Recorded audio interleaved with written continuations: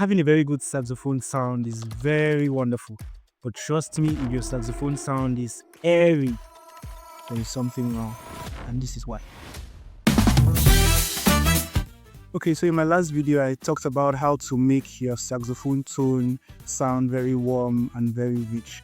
But I noticed that most players complain to me about how difficult it is for them to stop producing plenty of air while blowing the saxophone. In other words, what I mean by that is airy sound. So this video, I'll be trying to tackle the reason behind that and then suggest preventive measures on how to do away with that bad habit of airy sound on the saxophone.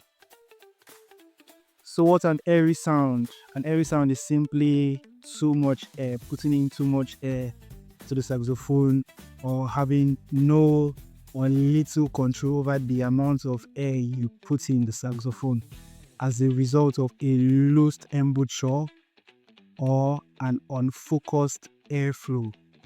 As a musician whose major is the saxophone, we have to always stay very focused. We need all the focus we can possibly get, because unlike other instruments where the players can actually see their fingers move and also see what they are playing visual, they can have that visual effect while playing the instruments. Saxophonists do not achieve or experience such, so we always have to trust our muscle memories. You always have to have faith and trust your muscle memories. So that's why you always need to be very sharp mentally and focused, so you can be able to channel in the right amount of air constructively, because we are always aiming for two things: to be able the ability to produce a clean sound and get in clean tone, while the second is the ability to play with much or so much dexterity.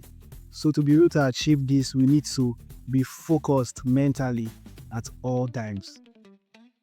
The three main causes of an airy sound, which I'll be highlighting in this video, is 1. A loose embouchure. This is when your lips are not tightly sealed to the mouthpiece, whereby allowing air to flow uncontrollably instead of letting the air vibrate through the reed properly.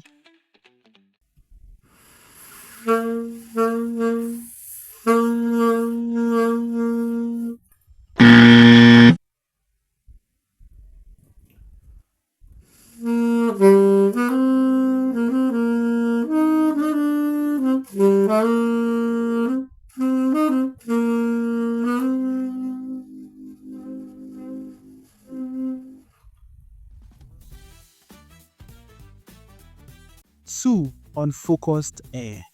This is the inability to direct your airflow to your mouthpiece. I'm going to give you two scenarios and I'll need you to picture this in your head.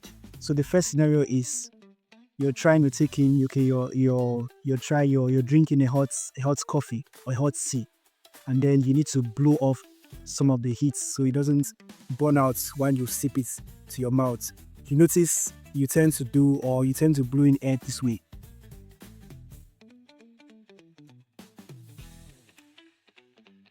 Because you need it to get cold faster. Then the second scenario is, let's say you're trying to take off the lights from a candle. You tend to do stuff like this.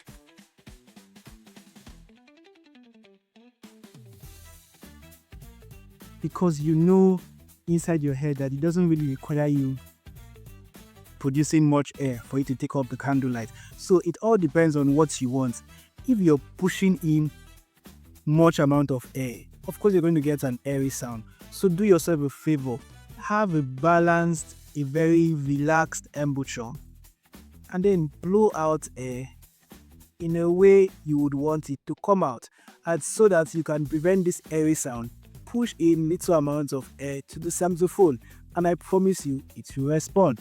3. Weak long tones practice.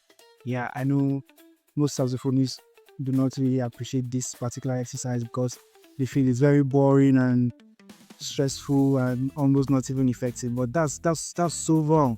That's so wrong. People underrate the value and importance of long tone practice. and they feel it's so boring. But I mean, that's how life is basically. Yeah? You won't expect success to just come knocking at your door and standing and waiting for you to come get it. No, you need to put in the work. So that's the essence of putting in the work on the saxophone. Long tones, tom tones, a very wonderful exercise if you ask me, because it gives you the opportunity to navigate your tone, navigate your sound, understand your tonality, understand the kind of player you are. Practicing, imagine playing a note for a longer time. It also gives you a sense of discipline. Guys, I promise you, low tone exercise is a lot of things. It will help you with using this airy sound. It will help you managing and grooming your tone. So practice your long tone exercise along with the other two courses I mentioned previously. Practice them and see the results soonest. The fact that you have an airy sound doesn't mean you're a bad player. No, it just means that your musical ears are developing.